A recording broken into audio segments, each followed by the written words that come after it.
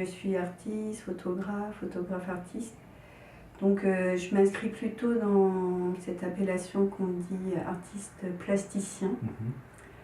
Parce que pour moi, justement, la singularité de l'art contemporain actuellement, c'est cette possibilité d'utiliser différents médiums pour pouvoir exprimer un langage singulier.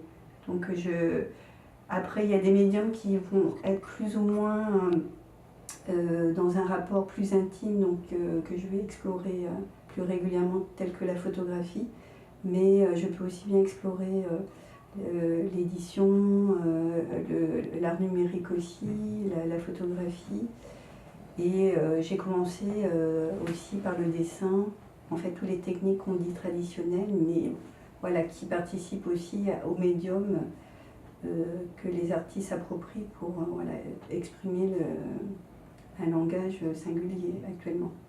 Bon, c'est plutôt un cheminement. Je pense qu'un travail artistique est une élaboration dans le temps, dans cette adéquation entre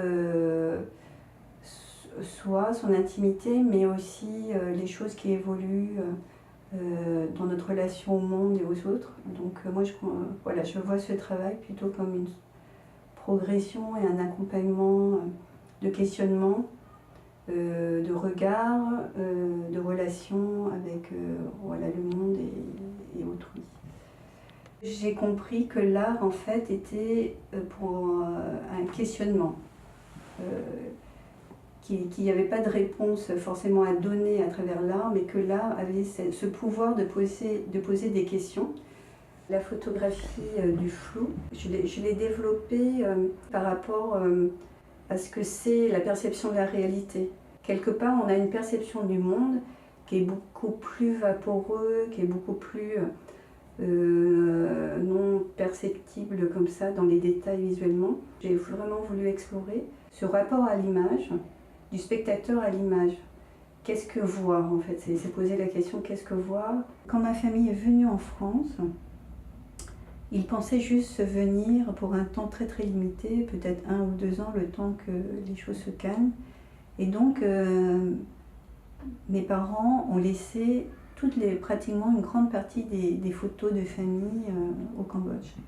Donc je suis venue en France avec très peu d'images et je n'ai par exemple pour moi aucune image au-delà de ce moment où je suis venue en France. Donc il y a une perte en termes d'images, aussi de souvenirs, d'origine.